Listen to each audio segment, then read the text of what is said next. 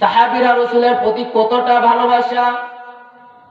দেখেন ওই কালো বিলাল রাসূলের জন্য নিজের জীবনটা নষ্ট করে দিয়েছে, নিজে কত অত্যাচার সহ্য করেছে। ওই কালো বিলাল এত কালো, এত কালো, আমাদের হাতের তালুটা সুন্দর হয়, পায়ের তালুটা সুন্দর হয়। ওই বিলাল রাদিয়াল্লাহু তাআলা আনহু তার সমস্ত অঙ্গ প্রত্যঙ্গ কালো, তবু ওই বিলাল রাদিয়াল্লাহু তাআলা আনহু আল্লাহর কাছে এত দামি হয়ে যায়, এত দামি হয়ে যায়। আমার রাসূল যখন জান্নাত ভ্রমণ করতে যায়, যা দেখে বিলাল রাদিয়াল্লাহু তাআলা আনহুর পায়ের আওয়াজ শোনা যায়, সুবহানাল্লাহ। বিলাল রাদিয়াল্লাহু তাআলা আনহু রাসূলকে কত ভালোবেসেছেন। যখন বিলাল রাদিয়াল্লাহু তাআলা আনহু উমাইয়া ইবনে খলফের ঘরের গোলাম, উমাইয়া ইবনে খলফের ঘরে কাজ করে, সে গোলামের ঘরের গোলাম, উমাইয়া ইবনে খলফের ঘরে কাজ করে বিলাল রাদিয়াল্লাহু তাআলা আনহু।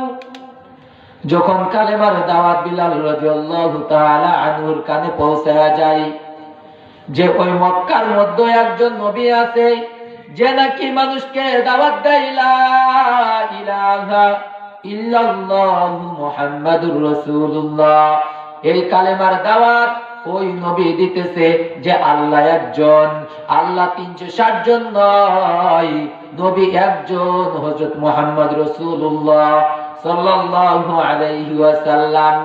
যখন বিলাল রাদিয়াল্লাহু তাআলা আনহুর কানে এই আওয়াজটা আসলো যে মুহাম্মদ এই কালেমার দাওয়াত দেয়, বিলাল রাদিয়াল্লাহু তাআলা আনহু গোপনে গোপনে কালেমা পড়ে মুসলমান হয়ে যায়। আর উমাইয়া ইবনে খলফের ঘরে কাজ করে, আর মুখটা লারে আর জিকির করে আল্লাহ আল্লাহ আল্লাহ আল্লাহ বলে জিকির করে। উমাইয়া ইবনে খলফ কাছে আয়েশা বলে, ও বিলাল তুমি কার নাম জপো, কার নাম জপো? বিলাল বলে আমি আমার মালিকের নাম জপতেছি। উমাইয়া ইবনে খলফ মিসকে একটা হাসি দিয়ে বলে, হে বিলাল, আমার এত টাকা, এত অর্থ সম্পদ, আজ পর্যন্ত আমি উমাইয়া ইবনে খলফের নাম কেউ জপে না, আর তুমি কালো বিলাল হইয়া আমার ঘরের গোলাম হইয়া তুমি আমার নাম জপতেছো। বিলাল বেশি বেশি জপো, আমি তোমার কাজ কমায়া দিব, তোমার বেতন বাড়ায়া দিব, তোমার কাজ সব কিছু তোমার কমায়া দিব, তুমি যা চাও তাই দিব, যা চাও তাই দিব। বিলাল রাদিয়াল্লাহু তাআলা আনহু উমাইয়া ইবনে খলফের মুখের দিকে তাকায় বলে, আপনি আমার দুনিয়ার মালিক, আপনি আমার আখিরাতের মালিক না, আপনি আমার জান্নাতের মালিক না, আপনি আমার জাহান্নামের মালিক না, আপনি আমার খাওয়ানোর মালিক না, সবকিছুর মালিক যে আল্লাহ, আমি ওই আল্লাহর নাম জপতেছি, সুবহানাল্লাহ। বিলাল রাদিয়াল্লাহু তাআলা আনহু বলে, যে মালিক আপনাকে বড়লোক বানিয়েছে, আপনাকে টাকা পয়সা অর্থ সম্পদ সবকিছু দিয়ে আপনাকে বড়লোক বানিয়েছে, ওই মালিক আমাকে গোলামের ঘরের গোলাম বানিয়েছে। যে মালিক আপনাকে টাকা পয়সা দিয়েছে, ওই মালিক আমাকে গরিব বানিয়েছে। যে মালিক আপনাকে এত সুন্দর করে বানিয়েছে, ওই মালিক আমাকে কালো করে বানিয়েছে। যেহেতু আমার আল্লাহ সবকিছুই করেছে, আমার আল্লাহ খুশি হয়ে আমাকে কালো করে বানিয়েছে, আমাকে আপনার ঘরের গোলাম বানিয়েছে, আপনার ঘরের কাজ করার জন্য আমাকে বানিয়েছে, আপনার ঘরে আমার রিজিক রেখেছে, যে আল্লাহ আমার রিজিক আপনার ঘরে রেখেছে, আমি ওই আল্লাহর নামে জিকির করি, সুবহানাল্লাহ। উমাইয়া ইবনে খলফের মুখটা বেজার হয়ে যায়। উমাইয়া ইবনে খলফ বলে, আমি এত টাকার মালিক, আমি তোমাকে খাওয়াই, আমি তোমাকে কাপড় দেই, আমি তোমাকে কাপড় চোপড় যা লাগে সবকিছু আমি দেই, তোমার কোনো আর আল্লাহ নাই। এই কথা যখন বলে, বিলাল বলে, আমি আল্লাহর উপর বিশ্বাস করেছি, আল্লাহ একজন, কুল হুয়াল্লাহু আহাদ আল্লাহুস সামাদ লাম ইয়ালিদ ওয়া লাম ইউলাদ ওয়া লাম ইয়াকুল লাহু কুফুয়ান আহাদ। আমি বিশ্বাস করেছি আল্লাহ একজন, আল্লাহ কারোর মুখাপেক্ষী কি নয়? আল্লাহ কাউকে জন্ম দেয় নাই, আল্লাহ কেউ জন্ম দেয় নাই। আমার রাসূল হযরত মুহাম্মদ সাল্লাল্লাহু আলাইহি ওয়াসাল্লাম আল্লাহ তাআলার প্রিয় বান্দা ও রাসূল। আমি ওই আল্লাহ এবং নবীর প্রতি ঈমান এনেছি।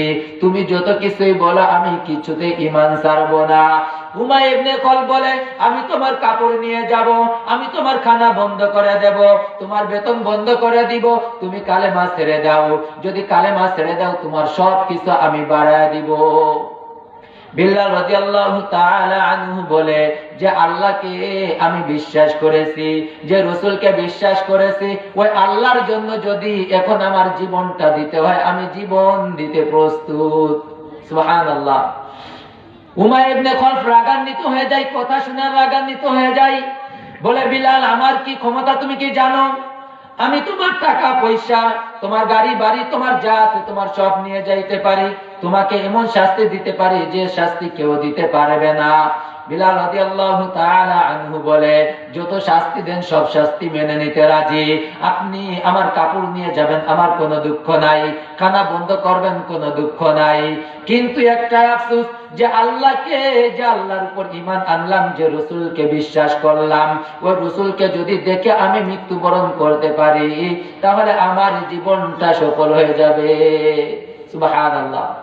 উমাইয়া ইবনে খলফ এই সব কথা শোনার পরে সিদ্ধান্ত নিয়েছে বিল্লালকে কঠিন আযাব দিবে, কঠিন শাস্তি দিবে। কি শাস্তি দেওয়া যায়? উমাইয়া ইবনে খলফ আবু জাহেল এবং আবু লাহাবের বাড়িতে যায়। যাওয়ার পরে বলে, ও আবু জাহেল, আবু লাহাব, তোমার ভাস্তে মুহাম্মদ ওই পাগলের কালেমা আমার ঘরের গোলাম বিলাল পড়ে ফেলেছে, তাকে এখন কি করা যায়? তাকে তো সবকিছু বলি, কালেমা ছেড়ে দিলে তাকে সবকিছু দিব, কিন্তু সে কালেমা ছাড়ে না। ওই পাগলের কথা শুনেছে, পাগলের প্রতি কি বিশ্বাসটা চলে আসছে, এখন সে জীবন দিতে রাজি, কিন্তু ওই আল্লাহকে ভুলতে রাজি নয়, ওই মুহাম্মদকে ভুলতে রাজি নয়। সুবহানাল্লাহ।